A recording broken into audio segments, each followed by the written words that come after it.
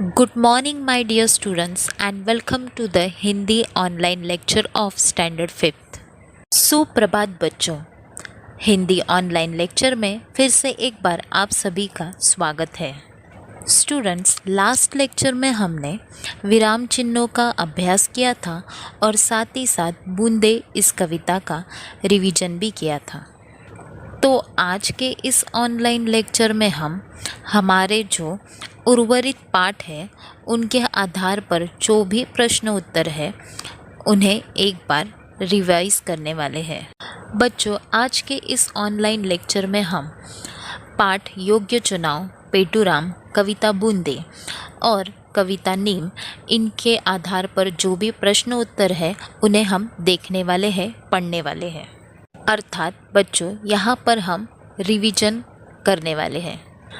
एक एक पार्ट की अलग से रिवीजन नहीं करेंगे तो सारे पार्ट मिलकर जो भी प्रश्न उत्तर है उन्हें फिर से एक बार हम रिवाइज करने वाले हैं, जो कि आपके फर्स्ट यूनिट टेस्ट के पेपर पैटर्न के अनुसार है। तो बच्चों, आओ शुरुआत करते हैं। रिवीजन में जो भी प्रश्न उत्तर है उनका पठन वाचन करते हैं। बच्चों, रिवीजन को शुरुआत करने से पहले मैं आपको बता दूं, जिस प्रकार आपके कंबाइन बुक यानी टर्म बुक नंबर 1 में जिस प्रकार परिच्छेद दिए हैं और उसके आधार पर प्रश्न दिए हैं, फिर हमने उसका उत्तर भी लिखा है, उसी प्रकार आपके फर्स्ट यूनिट टेस्ट के पेपर में परिच्छेद होगा, कविता का पद्यांश भी होगा। उसमें से ढूंढकर आपको उत्तर लिखना है और कुछ व्याकरण के प्रश्न भी है। तो स्टूडेंट्स, इस रिवीजन में मैंने कुछ प्रश्न उत्तर दिए हैं, उनका आपको अध्ययन करना है, याद करना है। साथ ही साथ आपको कंबाइन बुक यानी बुक नंबर 1 में जो लेसन है उसके नोट्स भी प्रिपेयर करने हैं। तो चलिए शुरुआत करते हैं। प्रश्न पहला, रिक्त स्थानों की पूर्ति करो। एकदम आसान सा सवाल है जिसे हम कहते हैं फिल इन द ब्लैंक्स। बच्चों, यहाँ पर प्रश्न लिखा गया है रिक्त स्थानों की पूर्ति करो और नीचे 6 वाक्य लिखे गए हैं। उनमें कुछ रिक्त स्थान भी है। वह रिक्त स्थान में हमें सही शब्द लिखना है। पहला वाक्य है, अपने जैसे डैश परोपकारी और ईमानदार मंत्री का चुनाव कर लीजिए। अब यहाँ पर बच्चों हमें रिक्त स्थान दिया गया है, उस रिक्त स्थान में हमने शब्द लिखा सेवाभावी। दूसरा वाक्य, डैश गाँव गाँव ढिंडोरा पीटने लगे। यहाँ पर रिक्त स्थान पर हमने उत्तर लिखा है, शब्द लिखा है हरकारे। तीसरा वाक्य, रिद्ध ने उसे ढेरों डैश दिए। रिक्त स्थान पर शब्द लिखा हुआ है आशीर्वाद। अब पहला, दूसरा और तीसरा वाक्य योग्य चुनाव इस पाठ में से है, आपको याद होगा। चौथा वाक्य, सूरज तारे डैश चांद की जब तक चले कहानी। यहाँ पर बच्चों धरती यह शब्द रिक्त स्थान पर हमने लिखा हुआ है। पांचवा वाक्य है, हमेशा सबको डैश देने की है मैंने मन में ठानी। रिक्त स्थान पर हमने सुख यह शब्द लिखा है। और छठा वाक्य है, खेतों बागों मैदानों में डैश फैलाती बूंदे। उत्तर है हरियाली। अब छात्रों, चौथा और पांचवा यह पद्यांश नीम इस कविता का है और छठा पद्यांश बूंदे इस कविता का है। अब हम पहला प्रश्न, रिक्त स्थानों की पूर्ति करो, 1 से लेकर 6 तक वाक्य फिर से एक बार पढ़ते हैं। आप सभी को ध्यान देना है। प्रश्न पहला, रिक्त स्थानों की पूर्ति करो।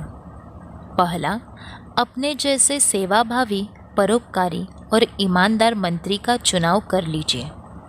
दूसरा, हरकारे गाँव गाँव ढिंडोरा पीटने लगे। तीसरा, रिद्ध ने उसे ढेरों आशीर्वाद दिए। चौथा, सूरज तारे धरती चांद की जब तक चले कहानी। पांचवा, हमेशा सबको सुख देने की है मैंने मन में ठानी। छठा, खेतों बागों मैदानों में हरियाली फैलाती बूंदें। अब बढ़ते हैं अगले प्रश्न की तरफ। प्रश्न आ, एक वाक्य में उत्तर लिखो। यहाँ पर बच्चों आपको नीचे प्रश्न दिए गए हैं, उनका उत्तर आपको एक एक वाक्य में लिखना है। राइट इन 1 सेंटेंस। तो सबसे पहला प्रश्न है, जगत राम की क्या इच्छा थी? चिल्ड्रंस, आपको याद है ना, योग्य चुनाव इस पाठ में जगत राम जी राजा मंगलसेन को विनती करते हैं कि उन्हें सेवा मुक्त किया जाए, और यही उनकी क्या थी? इच्छा थी। इसलिए हमने उत्तर में लिखा जगत राम की सेवा मुक्त होने की इच्छा थी। अब दूसरा प्रश्न यह है कि नीम की सूखी पत्ती के धुएं से कौन दूर भाग जाते हैं? बच्चों, हमने नीम इस कविता में पढ़ा है कि नीम की सूखी पत्तियां जलाने से जो धुआं होता है, उस धुएं के वजह से मक्खी और मच्छर दूर भाग जाते हैं। इसलिए हमने इस उत्तर में लिखा नीम की सूखी पत्ती के धुएं से मक्खी मच्छर दूर भाग जाते हैं।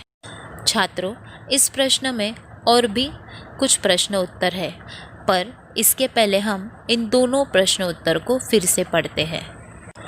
पहला प्रश्न, जगत राम की क्या इच्छा थी?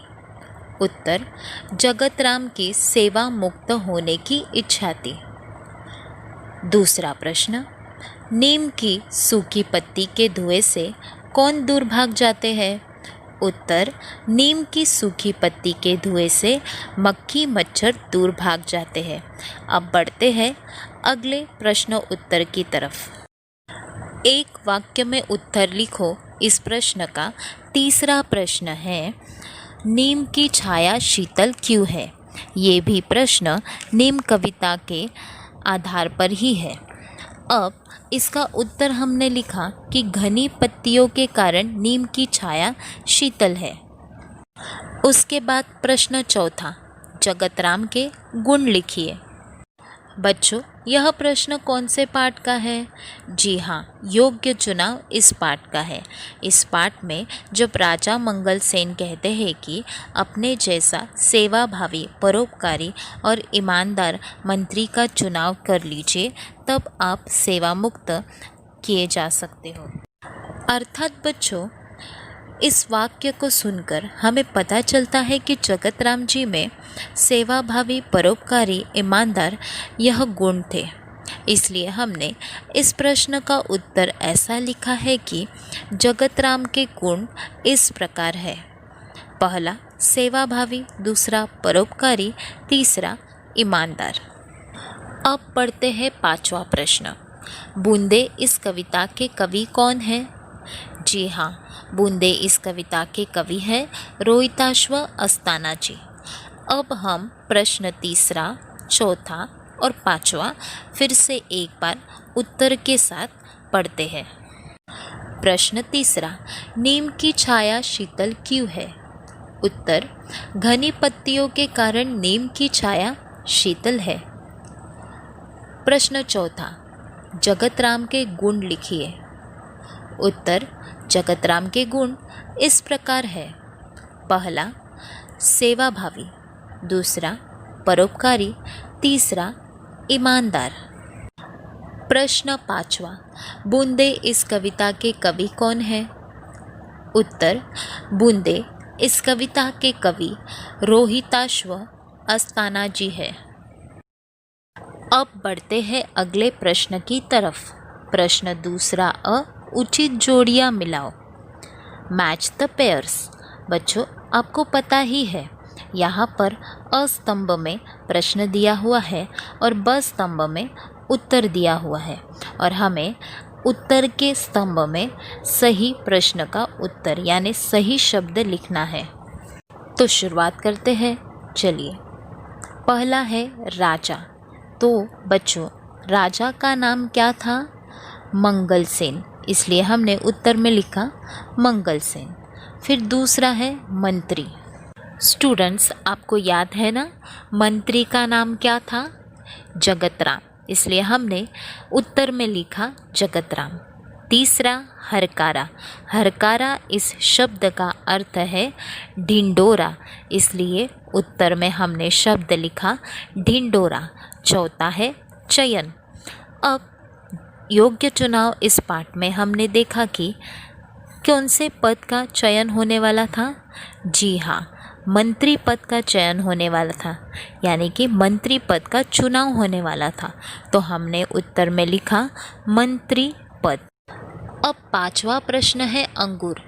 पेटूराम इस पाठ में पेटूराम ने कितने अंगूर मंगवाए थे? तो पेटूराम ने आधा किलो अंगूर मंगाए थे और केले आधा दर्जन मंगाए थे, इसलिए हमने अंगूर के सामने आधा किलो यह शब्द लिखा और केला के सामने आधा दर्जन लिखा। अब इन प्रश्न उत्तर को फिर से एक बार पढ़ते हैं ताकि आपको यह अच्छे से याद हो सके। पहला राजा, उत्तर मंगलसेन। दूसरा मंत्री, उत्तर जगतराम। तीसरा हरकारा, उत्तर ढिंडोरा। चौथा चयन, उत्तर मंत्री पद। पांचवा अंगूर, उत्तर आधा किलो। छठा केला, उत्तर आधा दर्जन। Now next question. अगला प्रश्न है वचन बदलो। बच्चों, यहाँ पर वचन मतलब शब्द के जिस रूप से किसी वस्तु के एक या अनेक होने का बोध हो उसे वचन कहते हैं। वचन से संज्ञा की संख्या का बोध होता है। वचन के दो भेद होते हैं, एक वचन, बहुवचन। अब एक वचन मतलब शब्द के जिस रूप से एक ही वस्तु का बोध होता है उसे एक वचन कहते हैं, जैसे घोड़ा, नदी, कुर्सी, झूला आदि। और बहुवचन मतलब शब्द के जिस रूप से अधिक वस्तुओं का बोध होता है उसे बहुवचन कहते हैं, जैसे घोड़े, नदियाँ, कुर्सियाँ, झूले आदि। तो चलिए बच्चों, इस प्रश्न के नीचे जितने शब्द लिखे हैं उन्हें हम पढ़कर समझने की कोशिश करते हैं। सबसे पहला केले। केले यह शब्द बहुवचन है क्योंकि हमें यहाँ पर अधिक वस्तुओं का बोध हो रहा है, तो इसका एक वचन शब्द है केला। दूसरा शब्द है मिठाई। मिठाई इस शब्द से एक ही वस्तु का बोध हो रहा है, इसलिए वह एक वचन हुआ, तो बहुवचन शब्द है मिठाइयाँ। तीसरा बूंद। बूंद यानी कि एक ही बूंद, इस शब्द के रूप से हमें एक वस्तु का बोध होता है, तो इसका बहुवचन शब्द है बूंदे। चौथा शब्द है मेंढक। मेंढक का बहुवचन शब्द मेंढक ही है। पांचवा शब्द पक्षी। पक्षी का बहुवचन शब्द पक्षी ही है। छठा शब्द झूला। आप झूला जानते हो ना बच्चों? झूला यह शब्द एक वचन है, यानी एक झूला। अभी बहुत सारे झूले होंगे तो बहुवचन शब्द होगा झूले। सातवां शब्द पौधा। उसका अनेक वचन शब्द है पौधे। आठवां शब्द मोर। उसका अनेक वचन शब्द आएगा मोर। और नौवां शब्द है पपीहा। पपीहा एक पक्षी है, उसका अनेक वचन शब्द होगा पपीहे। और 10वां शब्द है कुर्सी। कुर्सी यानी कि एक कुर्सी। और अधिक वस्तुओं का जब बोध होता है, अधिक कुर्सियों का जब बोध होता है, तब हम लिखते हैं कुर्सियाँ। अब इन एक वचन और बहुवचन शब्दों को फिर से एक बार पढ़ते हैं। केले, केला। मिठाई, मिठाइयाँ। बूंद, बूंदे। मेंढक, मेंढक। पक्षी, पक्षी। झूला, झूले। पौधा, पौधे। मोर, मोर। पपीहा, पपीहे। कुर्सी, कुर्सियाँ। अभी हम अगला प्रश्न पढ़ते हैं जो है प्रश्न ई, विलोम शब्द लिखो, यानी राइट अपोजिट वर्ड्स। तो सबसे पहला शब्द है थोड़ा, उसका विलोम शब्द है ज़्यादा। दूसरा शब्द प्रसन्न, प्रसन्न यानी कि खुश होना, उसका विलोम शब्द है, अपोजिट वर्ड है दुखी। तीसरा शब्द है जीवन, जीवन का अपोजिट वर्ड है, विलोम शब्द है मृत्यु। चौथा शब्द मृत्यु, तो वैसे ही उसका अपोजिट वर्ड हुआ जीवन। पांचवा शब्द रिद्ध, तो रिद्ध इस शब्द का विलोम शब्द है जवान। छठा शब्द है हंसाना, उसका विलोम शब्द है रुलाना। सातवां शब्द बांधना, विलोम यानी अपोजिट वर्ड है खोलना। आठवां शब्द संकोच, उसका अपोजिट वर्ड निसंकोच। नौवां शब्द पास, उसका विलोम शब्द है दूर। 10वां शब्द रात, विलोम शब्द क्या है दिन। 11वां शब्द दुख, उसका विलोम शब्द है सुख। और सबसे आखिरी शब्द अच्छी, इसका अपोजिट वर्ड यानी विलोम शब्द है बुरी। अब इन्हें हम फिर से एक बार पढ़ते हैं। प्रश्न ई, विलोम शब्द लिखो। प्रश्न ई, विलोम शब्द लिखो।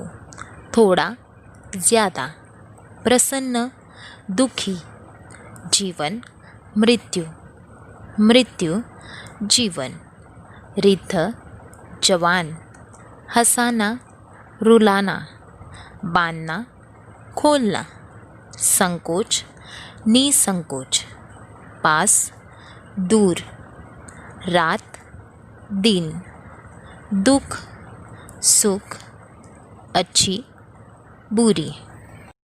नाउ थर्ड क्वेश्चन, प्रश्न तीसरा अ, समानार्थी शब्द लिखो। बच्चों, नीचे कुछ शब्द दिए गए हैं, उनका हमें समानार्थी शब्द लिखना है, यानी कि सिमिलर वर्ड्स। चिल्ड्रन, समान या पर्यायवाची शब्दों का मतलब है एक ही अर्थों को प्रकट करने वाले शब्द या बदले में आने वाले शब्द। सबसे पहला शब्द है धरती, जिसका समानार्थी शब्द ज़मीन, जिसे हम पृथ्वी भी कह सकते हैं। दूसरा शब्द है बाग, जिसे बगीचा कहा जाता है। बगीचा यह बाग का समानार्थी शब्द हुआ। तीसरा शब्द मोर, जिसे मयूर भी कहते हैं। चौथा शब्द मेंढक, जिसे मंडूक कहा जाता है।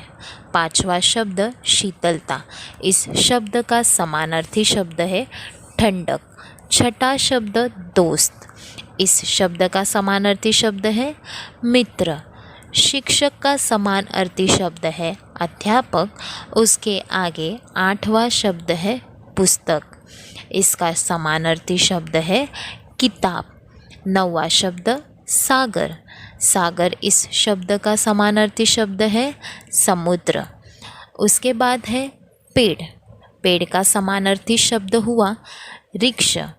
11वां शब्द फूल, जिसे पुष्प कहा जाता है, यानी कि फूल इस शब्द का समानार्थी शब्द है पुष्प। 12वां शब्द है सूर्य, जिसे रवि भी कहा जाता है। अब इन समानार्थी शब्दों को फिर से एक बार पढ़ते हैं ताकि आपको ये अच्छे से याद हो सके। धरती, ज़मीन, पृथ्वी। बाग, बगीचा। मोर, मयूर। मेंढक, मंडूक। शीतलता, ठंडक। दोस्त, मित्र। शिक्षक, अध्यापक। पुस्तक, किताब। सागर, समुद्र। पेड़, वृक्ष। फूल, पुष्प। सूर्य, रवि। अब अगला प्रश्न आ, लिंग बदलो। बच्चों, लिंग मीन्स जेंडर। व्याकरण में जाति ही लिंग कहलाती है। जिस पद से या शब्द से पुरुष जाति का बोध होता है उसे पुल्लिंग कहते हैं। तो जिस शब्द से स्त्री जाति का बोध होता है उसे स्त्रीलिंग कहते हैं, यानी कि दो लिंग है, पुल्लिंग स्त्रीलिंग। जैसे कि बंदर नाचता है, बंदरिया नाचती है। बंदर यह शब्द पुल्लिंग हुआ तो बंदरिया यह शब्द स्त्रीलिंग हुआ। शेर दहाड़ता है, शेरनी दहाड़ती है। अब इन वाक्य में शेर यह शब्द पुल्लिंग है तो शेरनी यह शब्द स्त्रीलिंग है। और एक उदाहरण देखते हैं। लड़का खेलता है, लड़की खेलती है। तो यहाँ पर लड़का यह शब्द पुल्लिंग हुआ तो लड़की यह शब्द स्त्रीलिंग हुए। चिल्ड्रंस, यहाँ पर सबसे पहला शब्द लिखा गया है राजा। राजा यह शब्द पुल्लिंग है तो स्त्रीलिंग क्या हुआ? रानी। उसके बाद दूसरा शब्द है लड़का। लड़का यह शब्द पुल्लिंग है, उसका स्त्रीलिंग शब्द हुआ लड़की। आगे है नर जो कि पुल्लिंग है, उत्तर में हमने लिखा नारी। बच्चों, चौथा शब्द है औरत, ये हुआ स्त्रीलिंग तो उसका पुल्लिंग है मर्द। पांचवा शब्द है बेटा, उसका स्त्रीलिंग शब्द है बेटी। छठा शब्द है बकरा, हमने स्त्रीलिंग में उत्तर लिखा बकरी। मोर यह शब्द पुल्लिंग है, उसका स्त्रीलिंग शब्द आएगा मोरनी। अध्यापक यह शब्द पुल्लिंग है, हमने उत्तर में लिखा अध्यापिका क्योंकि अध्यापिका यह शब्द स्त्रीलिंग है। उसके बाद नौवा शब्द है दोस्त। दोस्त यह शब्द पुल्लिंग हुआ तो उसके स्त्रीलिंग शब्द में हमने लिखा सहेली। 10वां शब्द दादा। दादा का स्त्रीलिंग शब्द है दादी। अब आगे शब्द लिखा गया है विद्यार्थी। यह शब्द पुल्लिंग है तो उसके उत्तर में हमने लिखा विद्यार्थिनी जो कि स्त्रीलिंग शब्द है। सबसे आखिरी शब्द लिखा हुआ है भाई। यह शब्द पुल्लिंग है, उत्तर में हमने लिखा बहन क्योंकि बहन यह शब्द स्त्रीलिंग है। अब इन सारे शब्दों को फिर से एक बार पढ़ते हैं। प्रश्न आ, लिंग बदलो।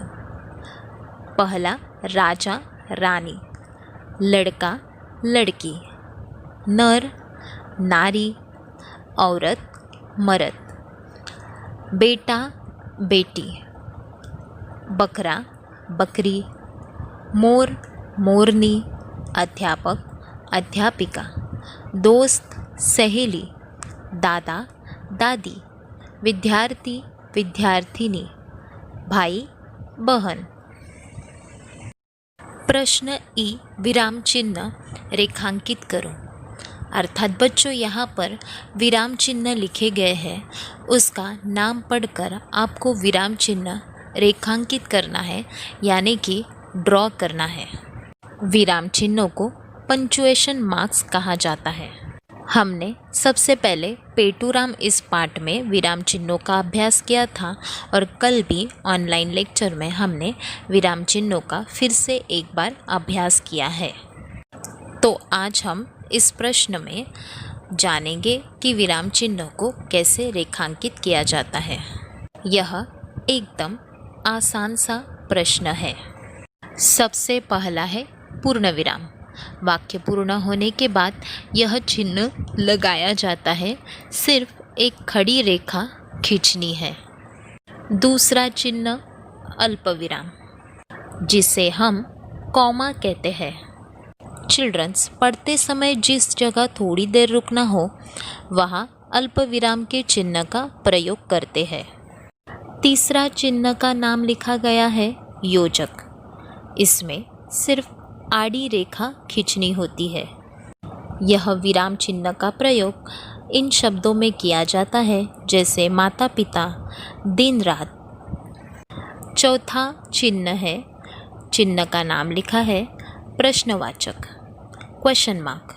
आप सभी को पता है जहाँ पर प्रश्न पूछा गया हो वहाँ पर क्वेश्चन मार्क का प्रयोग यानी कि प्रश्नवाचक चिन्ह का प्रयोग किया जाता है। पांचवा चिन्ह है विस्मयादि बोधक चिन्ह। बात करते समय कभी कभी आनंद, हर्ष, विस्मय, क्रोध, घृणा, आश्चर्य, दुख आदि भाव प्रकट होते हैं। ऐसे भाव प्रकट करने के लिए ही विस्मयादि बोधक चिन्हों का प्रयोग करते हैं। इस चिन्ह का रेखांकन एकदम ही आसान है। एक खड़ी रेखा खींचकर उसके नीचे बिंदु लगाना है और सबसे आखिरी चिन्ह उदाहरण चिन्ह। बच्चों, आपको मोबाइल के स्क्रीन पर दिखाई दे रहा होगा कि यह उदाहरण चिन्ह का रेखांकन कैसे होता है। अर्थात बच्चों, विराम चिन्ह रेखांकित करो। इस प्रश्न में आपको विराम चिन्ह के नाम दिए होंगे और उत्तर में आपको इन विराम चिन्हों का रेखांकन यानी ड्रॉ करना है। अब प्रश्न चौथा पढ़ते हैं। पाठ में आए योग्य चुनाव इस कहानी से क्या सीख मिलती है? इस प्रश्न का उत्तर आप सभी विद्यार्थियों को स्वयं अपने शब्दों में लिखना है। आप यहाँ पर ऐसे लिख सकते हो कि योग्य चुनाव इस पाठ के द्वारा हमें यह सीख मिलती है कि ईमानदारी से, निस्वार्थ रूप से जो दूसरों की भलाई करता है, उनकी भलाई यानी उनके साथ अच्छा ही होता है। इसी प्रकार आप इस प्रश्न का उत्तर अपने शब्दों में, अपने विचारों में प्रकट कर सकते हो। तो बच्चों, रिवीजन यहीं पर समाप्त हो चुकी है। बच्चों, आज का होमवर्क यह है कि यह जो हमने आज रिवीजन की है, रिवीजन में जो भी प्रश्न उत्तर पड़े हैं उन सभी को आपकी हिंदी की नोटबुक में अच्छी राइटिंग में 1 टाइम लिखना है। इस रिवीजन में दिए गए प्रश्न उत्तर को, नोट्स को आपको याद करना है, लर्न करना है। हिंदी की नोटबुक में रिवीजन 1 टाइम लिखना, यह होमवर्क आप सभी को कंपलसरी कंप्लीट करना है और कंप्लीट होने के बाद मेरे पर्सनल नंबर पे सेंड करना है। धन्यवाद। Thank you childrens. Have a nice day.